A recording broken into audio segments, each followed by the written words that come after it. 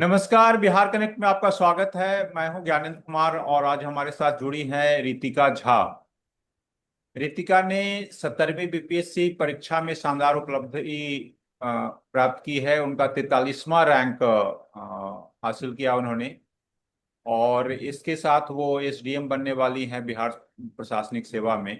रितिका, आपको बिहार कनेक्ट की ओर से ढेरों शुभकामना इस उपलब्धि के लिए। Thank you sir. Thank you. आपकी यह सफलता न केवल आपके परिवार के लिए और मित्रों के लिए बल्कि हजारों वो युवाओं के लिए जो तैयारी कर रहे हैं सिविल सर्विसेज, उनके लिए प्रेरणा स्रोत है। तो मेरा जो बातचीत करने का उद्देश्य है कि आप अपने अनुभव साझा करें। सबसे पहले तो मैं आपसे जानना चाहूंगा आपका परिचय, कि आपका क्या बैकग्राउंड है, शिक्षा दीक्षा, और कहाँ से बिलोंग करती हैं आप, उसके बारे में बतलाएं। ओके सर, मेरा नाम रितिका झा है। मैं दरभंगा जिले से बिलोंग करती हूँ। मेरी स्कूलिंग एंड जो कॉलेज है वो मेरा दिल्ली से ही हुआ है। स्कूलिंग मेरी Hansraj model school New Delhi. इसके बाद मैंने बीटेक किया हुआ है इलेक्ट्रॉनिक्स एंड कम्युनिकेशन इंजीनियरिंग में from Bharati Vidyapeeth college of engineering, वो भी न्यू दिल्ली। उसके बाद से सर मैं सॉफ्टवेयर नाम की एमएनसी में एज अ सॉफ्टवेयर डेवलपर काम कर रही हूँ। जॉब के साथ ही मैंने प्रेपरेशन करी सिविल सर्विस के लिए, बीपीएससी के लिए। And this was my second attempt में मेरा एग्जाम क्लियर हुआ है। फर्स्ट अटेम्प्ट में मैं मेंस क्लियर नहीं कर पाई थी, मेंस तक पहुंची थी बट कुछ मार्क्स के लिए क्वालिफाई नहीं कर पाई थी फॉर इंटरव्यू। एंड सर मेरी फैमिली में mummy papa, papa home tutor है, मम्मी हाउसवाइफ है। एंड बड़ा भाई है, वो मैकेनिकल इंजीनियर है प्राइवेट फर्म में यही न्यू दिल्ली में ही। And that's it from my side. तो एंड अभी आप काम रही कर रही बात हो, you are working somewhere? Sir मैं अभी जब तक रिजल्ट नहीं आया था तब तक आई वाज वर्किंग। उसके बाद I have resigned. I am serving the notice period right now. Oh very nice. So आप जॉब करते हुए आपने प्रिपरेशन करा, सो कितना डिफिकल्ट होता है, कैसे आपने समय निकाला उसके लिए? सर स्टार्टिंग में थोड़ा मतलब आइडिया नहीं था कोचिंग का। कोचिंग वगैरह भी कुछ ली नहीं, तो एकदम न्यू चीज थी मेरे लिए। घर में ऐसे कोई गाइड करने वाला भी नहीं था। तो फिर पहले तो स्टार्टिंग में टाइम मिल जाता है, थोड़ा वर्क फ्रॉम होम था तो सुबह उठ के जल्दी पढ़ लेती थी। बट ये था कि कंसिस्टेंसी थी। कंसिस्टेंसी हमेशा रखी कि रोज पढ़ना है। ये नहीं कि एक दिन 12 घंटे पढ़ लिया तो अगले दिन मैं कुछ भी नहीं पढ़ रही हूँ, ऐसा नहीं था। रोज 2-3 घंटे मेरा हमेशा मॉर्निंग का एक स्लॉट होता था। 4:30 उठो, 4:30 to 8 मैं पढ़ती थी। उसके बाद फिर मेरा ऑफिस ऑफिस रहता था 9:30 से। तो उस पे फिर 9:30 to 7, कभी 8 भी बज जाते थे रात के। तो फिर रात में इतनी हिम्मत नहीं हो पाती थी कि फिर से मैं पढूं। तो जो छोटे मोटे जैसे करंट अफेयर्स वगैरह हो गए तो ये सब मैं देख लेती थी रात में। तो इस वजह से ही जो मेरा मतलब फर्स्ट अटेम्प्ट था उसमें मेरा नहीं हो पाया था, क्योंकि मैं मेंस में मुझे छुट्टी भी नहीं मिली थी अच्छे से। एंड मैं रिवाइज आंसर प्रैक्टिस मेरी इतनी नहीं हो पाई थी, तो एक साइड इफेक्ट था। विद जॉब तो ऑफ कोर्स रहेगा ही, बट वही है, विद कंसिस्टेंसी एंड डिसिप्लिन कर लिया था सर। तो आपने जो सुबह का समय मैनेज किया, करीब 3-4 घंटे का, उसी पढ़ाई में आपने इसको मैनेज किया? नो सर, जैसे मतलब वीकडेज पे तो हो जाता था कि मैं सुबह पढ़ रही थी, बट जो वीकेंड्स रहते थे उसमें कुछ ऐसा बाहर का प्लान नहीं। वो वीकेंड सिर्फ पढ़ाई के लिए रहता था हमेशा। 7 से 8 घंटे, कभी 10 घंटे भी हो जाता था। तो वीकेंड हमेशा मैंने मतलब पढ़ाई पे ही फोकस किया। तो जो भी वीकडेज पे रह जाते थे मेरे टॉपिक्स, मेरा हमेशा रहता था कि वो किसी न किसी तरह मुझे वीकेंड पे खत्म करना ही है टॉपिक। कैसे ओके। स्ट्रेटजी बनाते थे? वीक का बनाते थे कि इतना पढ़ाई हमें करना है, एक वीक में ये चीजें कवर करना है? हाँ सर, मतलब ऐसे टॉपिक डिसाइड रहता था कि इस टॉपिक को, ये टॉपिक लेना है, इसको पहले पढ़ना है अच्छे से, फिर रिवाइज करना है। फिर जो इससे रिलेटेड प्रीवियस ईयर क्वेश्चंस रहे हैं, and sir pre and mains का मेरा कंसोलिडेटेड था बिफोर द एग्जाम। वो तो प्री के 1-2 महीने पहले मैंने फिर प्री पे ही फोकस किया। तो वो ऐसे ही एक वीक में कोई एक टॉपिक उठाओ, सब्जेक्ट उठाओ, उससे रिलेटेड जो भी है वो चीजें खत्म करो। एंड करंट अफेयर्स में रेगुलरली मेरा न्यूज़पेपर तो मैं पढ़ती रहती थी। एंड करंट अफेयर्स पे मेरा रेगुलर फोकस था, अपडेटेड रहती थी मैं न्यूज से जो भी चलता था। न्यूज़पेपर कैसे, ऑनलाइन डिजिटल पढ़ते थे या मंगवाते थे न्यूज़पेपर? नहीं नहीं सर, डिजिटल थोड़ा मेरा इशू रहता है, मैं नहीं पढ़ पाती हूँ इतना। तो मैं मेरा हार्ड कॉपी ही मैं पढ़ती थी, घर पे लगवा रखा था सर। कितना न्यूज़पेपर पढ़ती थी? सर एक ही न्यूज इंडियन एक्सप्रेस ही फॉलो करती थी, मुझे पता था मैं एक से ज्यादा करूंगी तो मेरे से मैनेज नहीं होगा, तो एक ही सोर्स मैंने रखा था सर। तो इंटरव्यू जैसे न्यूज़पेपर का क्या स्ट्रेटजी रहता था? नोट बनाती थी, नोट्स होता था, या फिर उसको पढ़ना है? कितना समय लगाती थी न्यूज़पेपर में एक सर ऑन एवरेज? न्यूज़पेपर में मेरा 45 से 50 मिनट स्टार्टिंग में मुझे टाइम लग रहा था। धीरे धीरे फिर पता चला कि कौन से पेजेस छोड़ने हैं कौन से पढ़ने हैं। और अगर रही बात नोट्स बनाने की, तो जैसे कोई एडिटोरियल्स आ जाता है जिसमें कुछ लाइन अच्छी लग गई कि ये यूज हो सकती है, तो मैं उसकी फोटो क्लिक कर देती थी। मैं साथ में कॉपी पेन लेके नहीं बैठती थी, मैं फोटो क्लिक कर देती थी। और रात में जब मैं इनसाइट्स, एक साइट है करंट अफेयर्स के लिए, तो मैं जब वो पढ़ती थी उसमें कुछ पॉइंट्स, और जो मैंने सुबह अगर फोटो खींची है तो वो पॉइंट्स मैं एक डायरी में नोट डाउन कर देती थी आगे के लिए। सो वो नोट्स आप फिर रिवाइज करने का क्या स्ट्रेटजी रहता था कि उसको या डायरी आप हाँ। लोग हर रोज मेंटेन करती थी, या कैसे डायरी का क्या? डायरी सर मेरा मतलब रेगुलर ही मेंटेन, मैं अभी भी मेंटेन करती हूँ, न्यूज़ पढ़ती हूँ तो कुछ अच्छा लगता है तो मैं लिख देती हूँ, तो ये मेरा रेगुलर मेंटेन रहता था।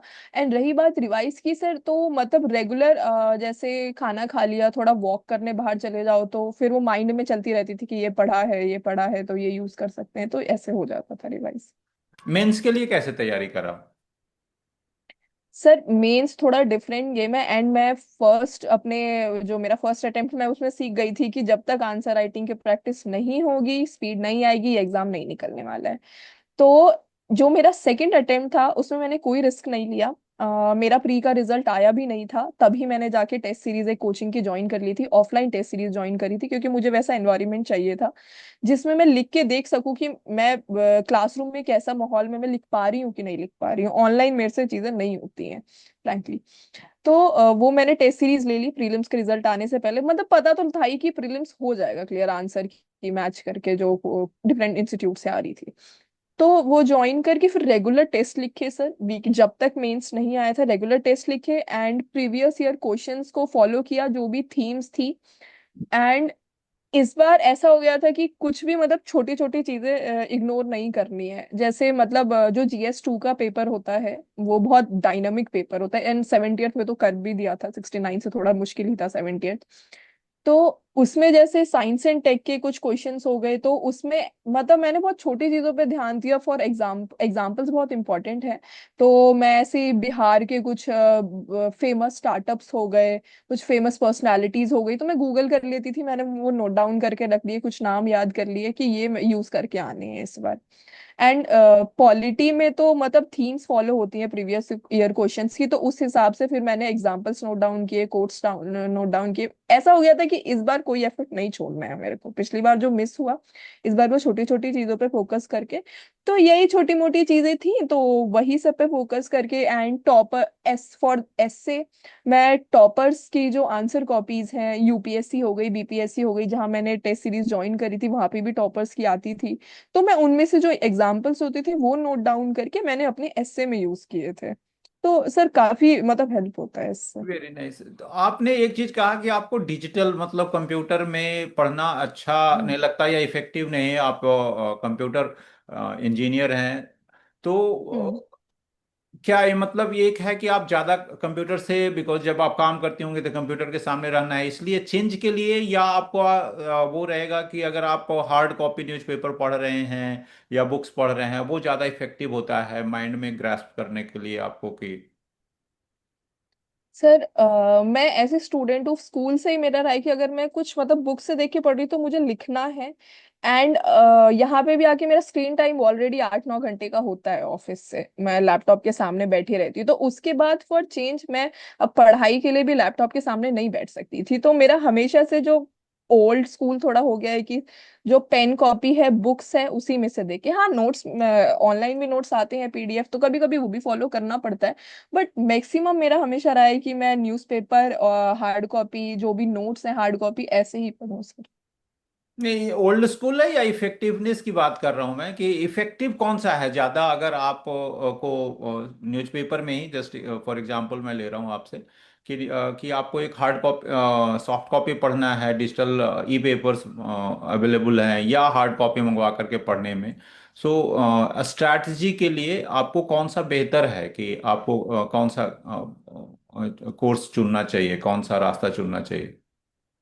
सर फॉर मी, मेरे लिए तो मतलब हार्ड कॉपी है। मैं मतलब ई पेपर मतलब सेकंड प्रेफरेंस रहेगा मेरा।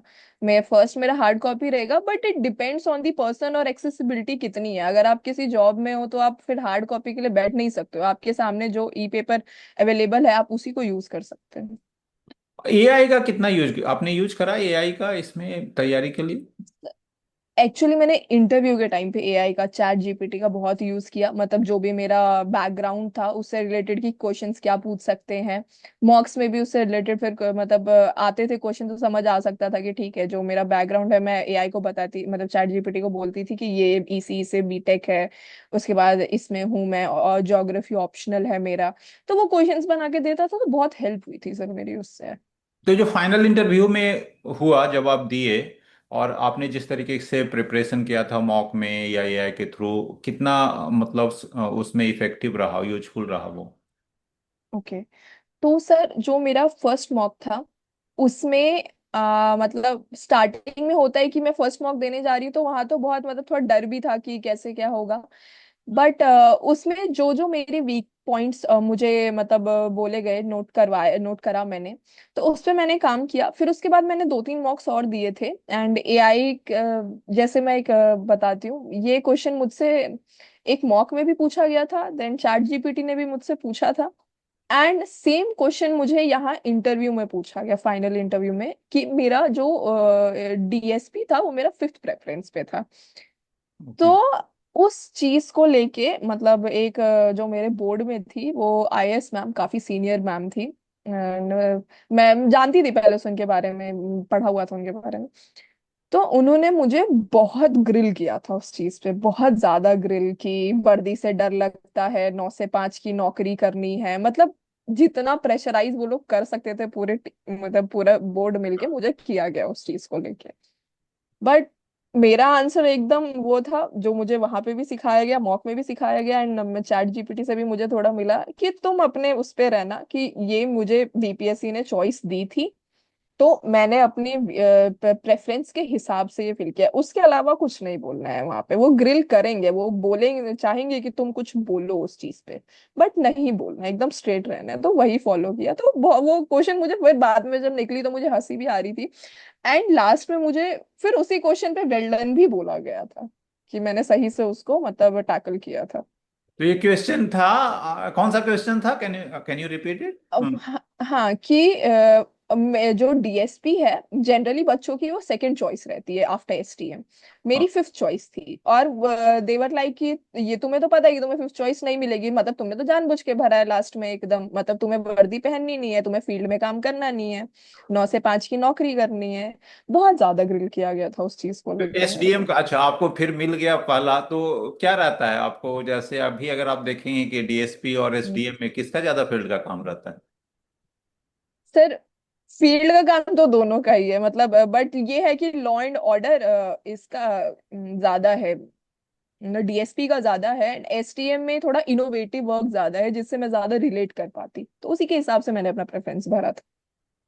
अब आपका क्या प्रेफरेंस रहेगा, मतलब जब ये तो इंटरव्यू के लिए आपने जैसे तैयारी करा, अब जब आप रियल फील्ड में जाएंगे एसडीएम बन के, काफी रिस्पॉन्सिबिलिटी रहता है, तो आपने क्या सोचा है, कैसे आप कंट्रीब्यूट करेंगे?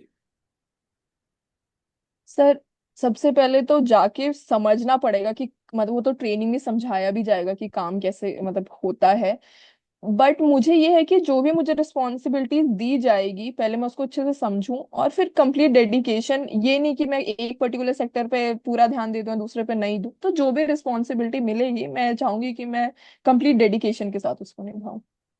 आप एक ऑलरेडी काम कर रही हैं, एक मतलब प्राइवेट सेक्टर में काम कर रही हैं, सरकार में काम करने का, तो आपको लग रहा है कि ये जो आपने सीखा है प्राइवेट सेक्टर में, ये सिमिलर जो वर्क कल्चर है, जो काम करने का तरीका है, ये आपको यूजफुल होगा, इस चीज को आप इम्प्लीमेंट कर पाएंगे वहां पर?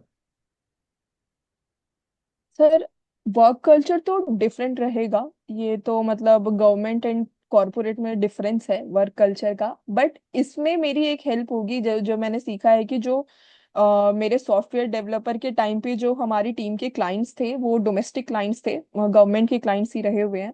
तो मैंने कुछ दिन क्लाइंट प्लेस पे भी सर्व किया हुआ है, तो मैं गवर्नमेंट का कैसे काम चलता है थोड़ा मैंने वहां भी नोट किया, तो ऑब्जर्व किया है। तो आई एम होपिंग जो मैंने वहां पे सीखा है कि कैसे एक हायरार्की फॉलो होती है, कैसे रूल्स फॉलो होते हैं गवर्नमेंट में, वो मैं यहाँ पे यूज कर पाऊँ। एंड मतलब कॉर्पोरेट में तो हमेशा टाइम बाउंडेशन रहता है, डेडलाइन रहती है कि ये ईओडी करके देना है तो देना है।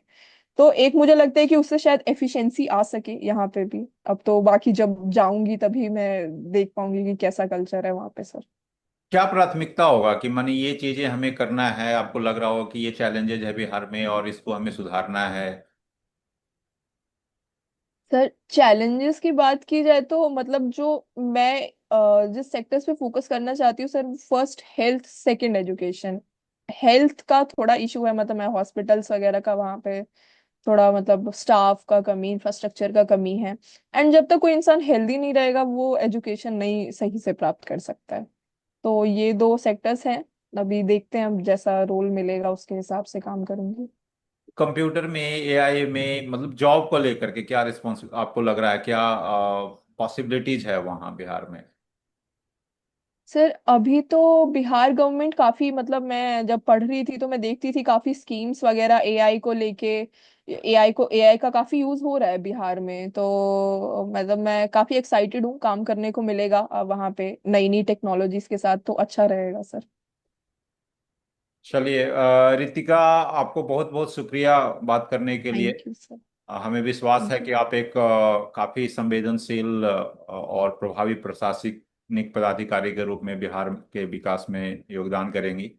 एक बार फिर आपको इस शानदार उपलब्धि के लिए हार्दिक शुभकामना, और थैंक यू आपके सर। उज्जवल भविष्य के लिए ढेरों ढेरों शुभकामना। धन्यवाद। Thank you. मैं हूं Gyanendra thank you sir. Kumar और आप देख रहे थे Bihar connect. Thank you. Thank you.